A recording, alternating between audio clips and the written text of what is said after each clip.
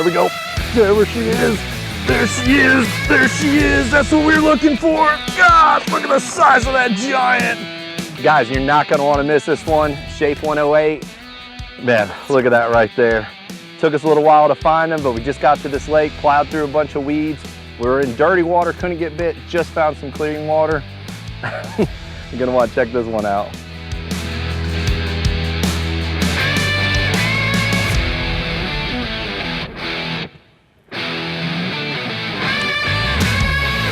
Oh, there we go.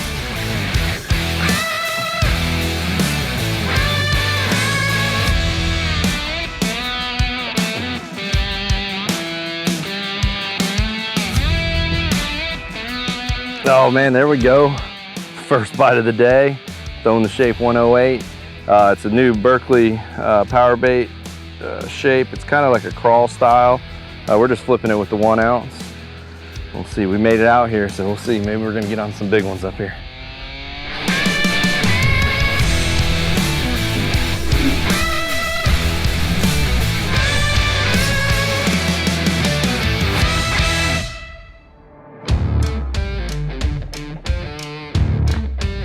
Oh.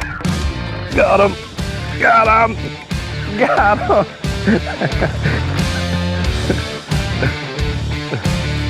Oh man, he barely got it. Oh gosh, that was awesome. That was so cool there. I flipped it in. I thought he was gonna be right there and I overshot it and he got it. Oh man, that was so awesome there. Man, guys, so it is cooking out here. We finally got in some clean water, did a little color change and got bit right away. Man, let me sit down and show you guys a little bit more about this bait. This is the brand new Powerbait Shape 108. It took, the story behind the name, it took 108 tries until this bait was perfect. And it's super, it's an awesome bait, comes in 3 different sizes, a ton of different colors. And what's neat about this bait is you got these 2 little flaps, and when you reel it or work it or flip it or and let it sink, it's gonna make all kinds of action. It's really unique and very versatile. There's a ton of different baits you can throw this with. Today we're flipping, we're down in Florida, so we're flipping the 1 ounce. We got a 3/0 Berkley Fusion hook in it. And we're just punching mats with it. We just made a color change and caught that one. And man, this thing here is just, it's a crawdad imitation, but when you put that big weight on it, it's falling in there so fast. There's no telling what they think it is. But another cool thing that you can put it on is a jig trailer. Here I got it on the heavy cover, Powerbait Berkley jig, and just use it as a trailer. Cut it down and put it on there. It's awesome. And also is a very good swim jig trailer. And then the other bait that we have it on, right here when we get some clouds for later today, the Berkley Slobber Knocker. It's just a perfect little trailer for that when it's vibrating and going through the weeds and the little legs are just back there kicking. It's just really good. And that's the middle size shape, I think the 3.5. And and then you have your smaller ones too when you want to put it on your finesse jigs and stuff. And then even when you get out of Florida and you want to go do smallmouth fishing, I caught a ton Carolina rig in it and throwing it on a swing head. And it's just a really good versatile bait. Let's go see if we can't catch another one.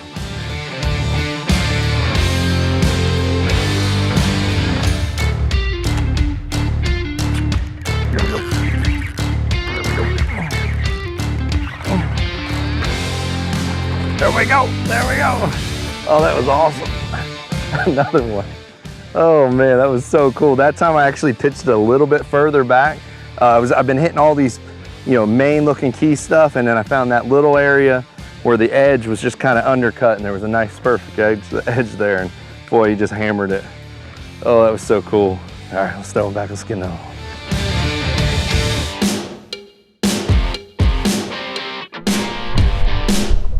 So the 2 main ingredients, especially down here in Florida, when you're looking for the right stuff to flip, the one thing I really look for, I really like the clear water. I think, if the water, like earlier, the water was a lot dirtier, it just didn't have a ton of life.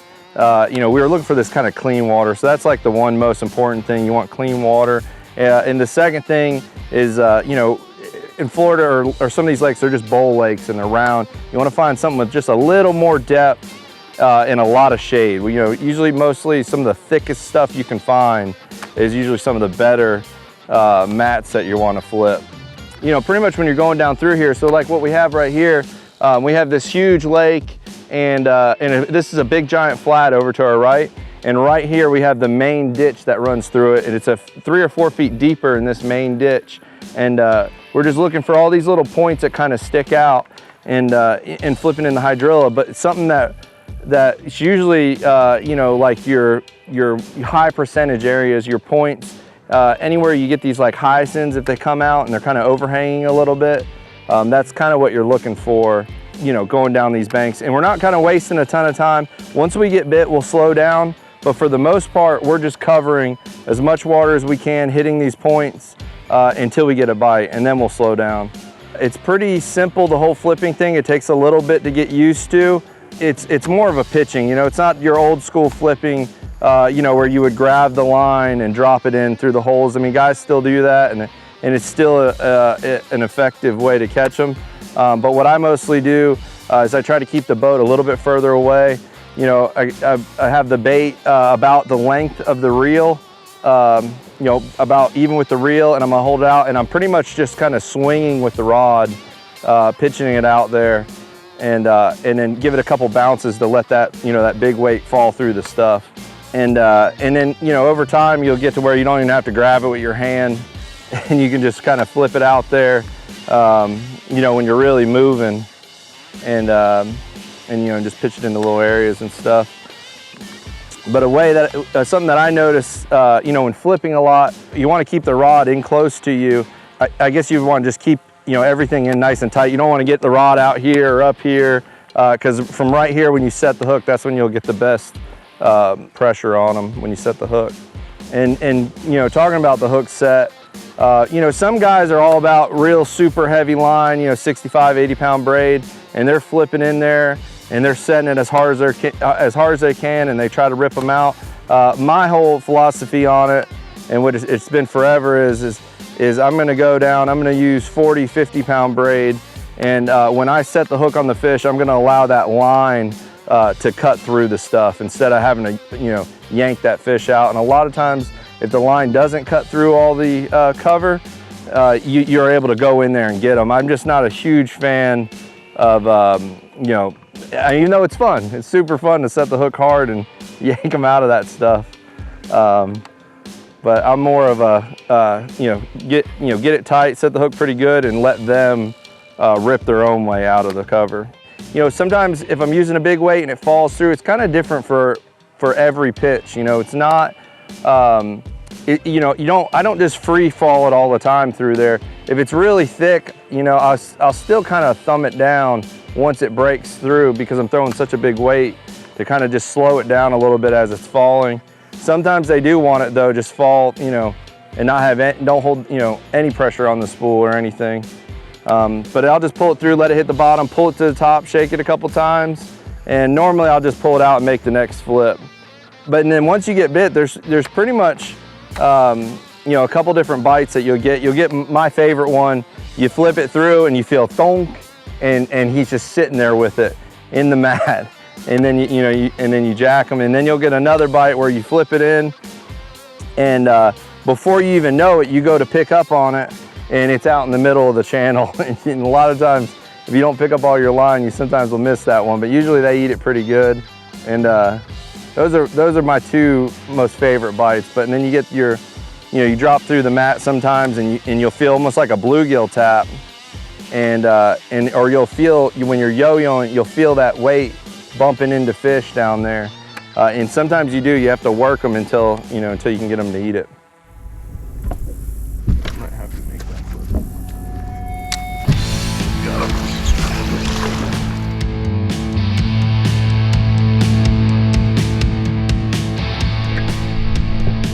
Oh my gosh. Boy, that was just like what we talked about earlier, right where the hyacinths and pennywort kind of sticks out and makes a little point. I mean, pretty much called her shot on that one. That was crazy, he was right in there. And what's crazy is, let's get this guy back in, because there's probably a good chance there's another one down there. All right, guys, so you know, something that I do, which I mean, everybody that's flipped a long time does already probably, but you guys that are new flippers or gonna start flipping, something that really helps sometimes, you know, a lot of the line comes, you know, in green and, you know, mostly green, dark green, different colors. But when we're flipping these really thick mats, something I like to do, I like to just take that Sharpie and just kind of make that line nice and dark, you know. And I don't know, it seems to me, I feel like I get more bites.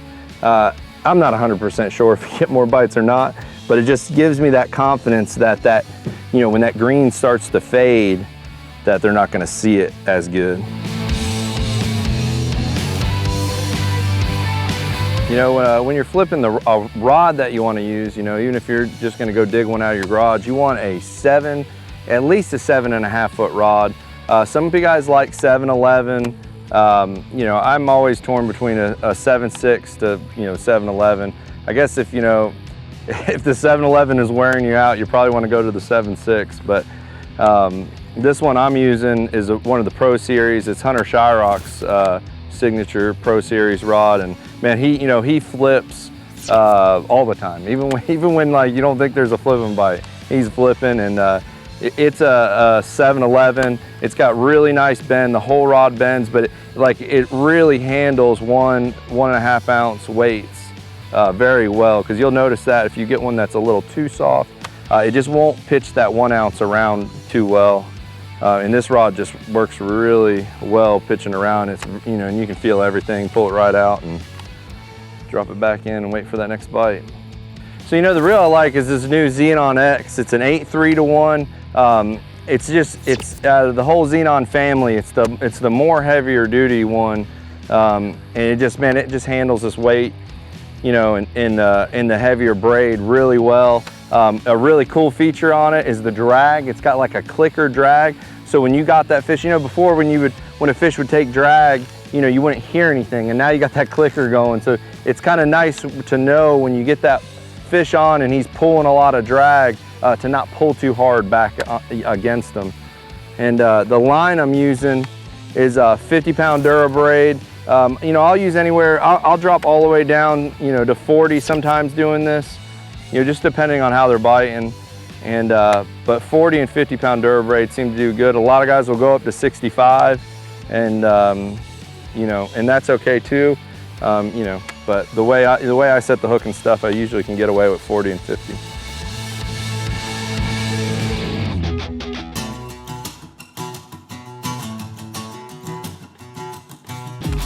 There we go. There she is. There she is. There she is. That's what we're looking for. God, look at the size of that giant. Oh my gosh. Oh my gosh. Come here, baby. Come here. Oh, I got her. I got her. Oh my gosh. That's what we came out here for. Shape 108. You guys better pick it up. This sucker's a fish catcher. Oh my gosh. Oh. Hey, make sure you like this video, share with your friends, subscribe, whatever you're supposed to do. Do the giveaway. Man, that was insane. Oh my gosh, let's get her back in the water. Oh my gosh, see you guys next time.